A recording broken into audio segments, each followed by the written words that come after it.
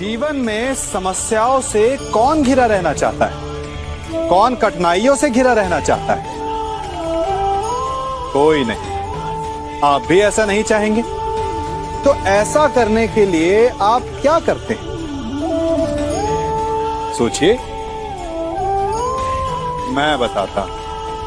ऐसा करने के लिए अधिकतर लोग कठिनाइयों से दूर भागते हैं, समस्याओं से दूर रहते हैं, और यही आप सबसे बड़ी भूल कर बैठते हैं।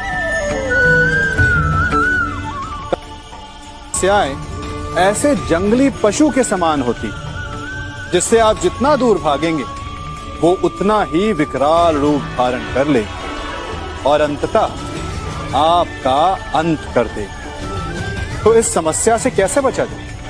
इसका हल क्या है? इस समस्या का हल है कि आप अपने परिश्रम से, अपनी लगन से, अपनी दृढ़ता से उस समस्या को छोटा कर दें। यदि नाविक को कुशल खेवैया बनना है तो वो शांत समुद्र में नहीं बन सकता, उसे तूफान का सामना करना पड़ता है। स्मरण रखिएगा। मैं क्या कर रहा हूं? मैं इस पौधे को सींच रहा हूं। आप भी ये कार्य प्रतिदिन करते हो। जब इस पौधे को जल देंगे तभी ये फलवित होगा, इसमें से फूल निकलेंगे, इसकी सुंदरता बढ़ेगी। परंतु प्रतिदिन ये कार्य करने के पश्चात भी हम इससे एक महत्वपूर्ण सीख लेना भूल जाते हैं। हम कभी पौधों के पत्तों पर, उनकी डालियों पर, उनके फूलों और फलों पर जलधारा नहीं डालते, उन्हें धोते नहीं, परंतु फिर भी वो पनपते हैं। यदि जल जड़ में जाए, वही सफलता का मूल है। यदि आप एक बार में अनेक कार्य करने जाएंगे तो आपको एक कार्य में भी सफलता नहीं मिलेगी, परंतु यदि आप बुद्धिमता से, दृढ़ मन से एक कार्य साधेंगे तो एकाएक स्वतः ही सारे कार्य सध जाएंगे। जो आपका मूल है, जहां से आपको सिंचाई मिल रही है, यदि आपने उसकी जड़ को छोड़ दिया तो एक सूखे पौधे की भांति आप भी सूख कर गिर जाएंगे और अंततः अपना अस्तित्व खो बैठे। कभी कभी हमें लगता है कि हमारे अपने, हमारे हितैषी, हमारे माता पिता को हमारे मन की बात ही नहीं समझ आ रही, जैसे उन्हें हमारे हर कार्य में, हर निर्णय में खोट दिखाई दे रहा हो। और ऐसे में हम कर बैठते हैं विद्रोह। ऐसी अवस्था में हमें वही अच्छा लगने लगता है जो हमारी मन की बातों का समर्थन करे। हम उसे ही अपना हितैषी समझ लेते हैं। परंतु जो आपसे मीठी बातें कर रहा हो वो आपका हितैषी है, ये आवश्यक नहीं। कुछ विषैले फूल बड़े सुंदर दिखते हैं, कुछ विषैले फल असाधारण रूप से बड़े स्वादिष्ट होते हैं, और ये भी आवश्यक नहीं कि हमारे रोगों का निदान करने वाली औषधि सदा मीठी हो।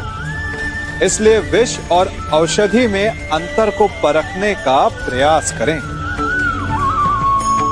हो सकता है जो आपके हित की बात कर रहा हो वो आपको संकट के गर्त में ले जा रहा हो। बात बात पर आवेश में ना आए।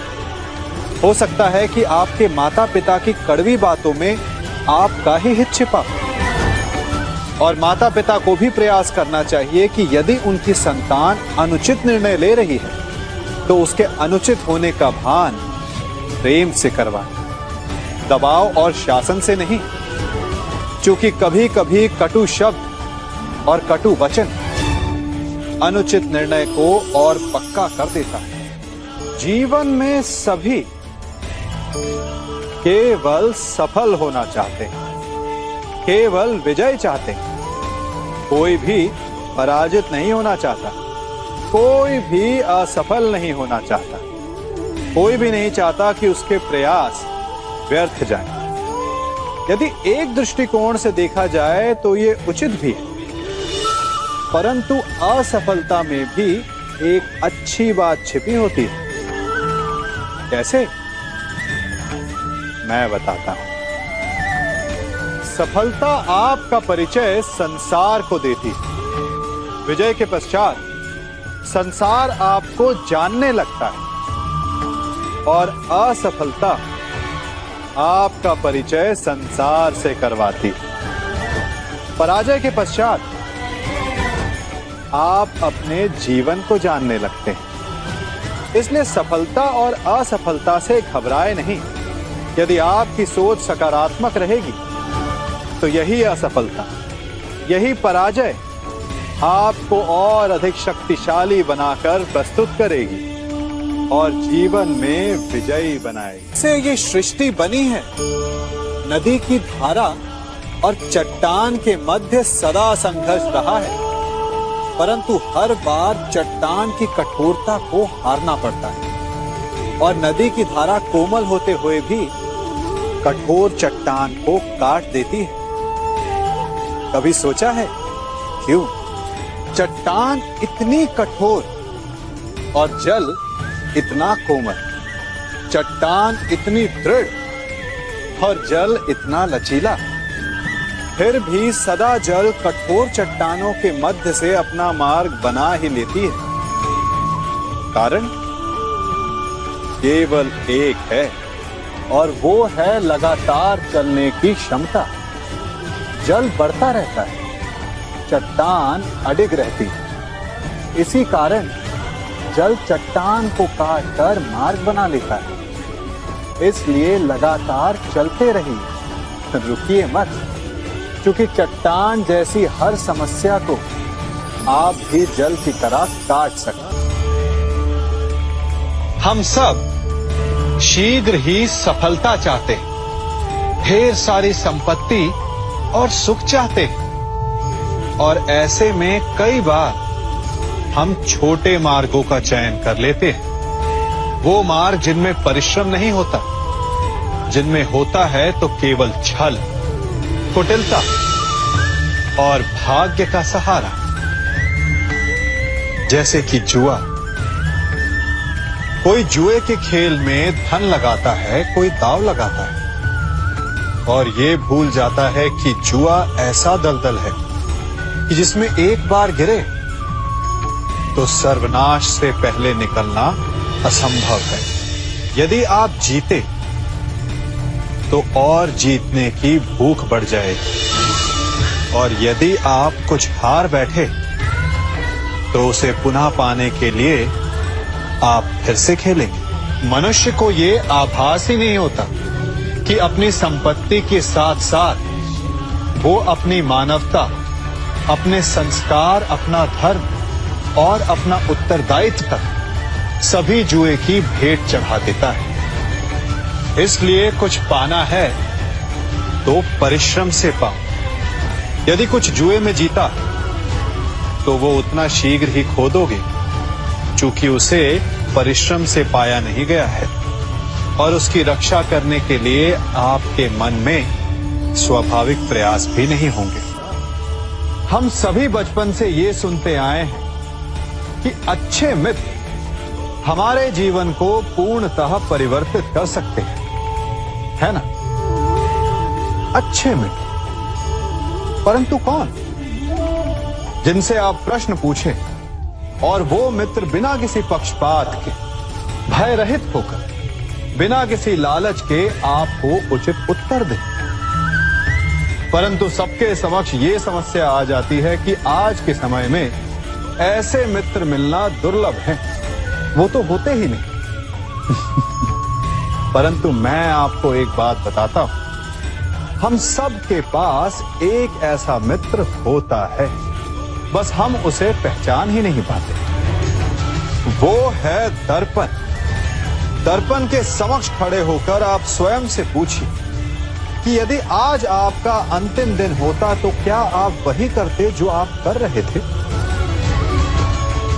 आपको उत्तर मिले या ना मिले, परंतु आपकी दिशा अवश्य बदलेगी। इसलिए आपसे अतिरिक्त आपका सबसे घनिष्ठ मित्र, सबसे अच्छा मित्र और कोई नहीं। मनुष्य भी बड़ा विचित्र प्राणी है। अपनों से नीचे के स्तर के लोगों को वो हे दृष्टि से देखता है, उनका उपहास उड़ाता है, उनसे बार बार कहता है कि तुम्हारा कुछ नहीं हो सकता, तुम भविष्य में कुछ नहीं कर पाओगे। जब मनुष्य के पास धन, संपत्ति, मान होता है तो वो दूसरों का आदर नहीं करता, परंतु वो एक बात भूल जाता है कि उससे भी अधिक शक्तिशाली कोई अस्तित्व में है, और वो है समय। काल काल अपना चक्र कब बदलेगा ये कोई नहीं जानता। समय अपनी करवट कब लेगा ये कोई नहीं जानता। कोयला भी समय के साथ साथ हीरे में परिवर्तित हो जाता है। इसलिए जीवन में कभी भी किसी का भी उपहास नहीं उड़ाना चाहिए।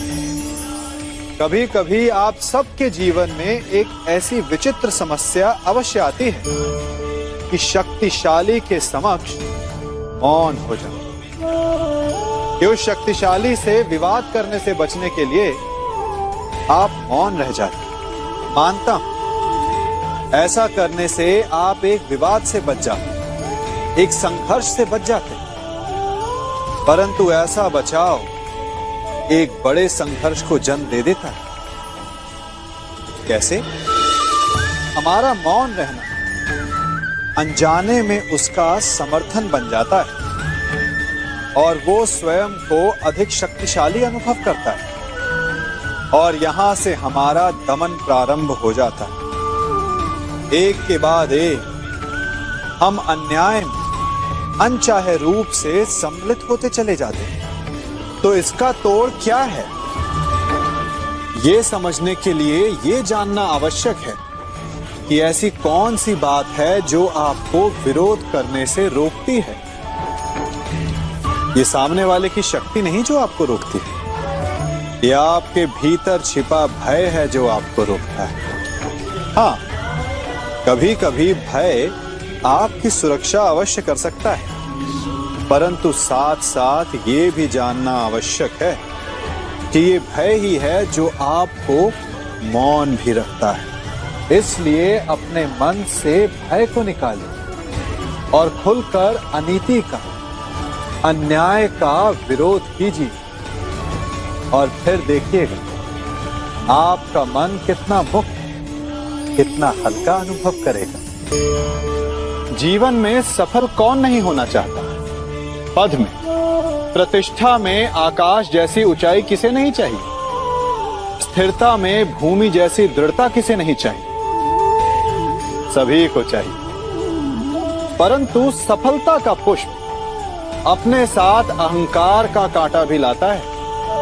सफलता आपको आनंद देती है, उपलब्धि आपको गर्व देती है, और फिर यही आनंद धीरे धीरे अहंकार में परिवर्तित हो जाता है, फिर अतिक्रमण में, और अंततः अन्याय में।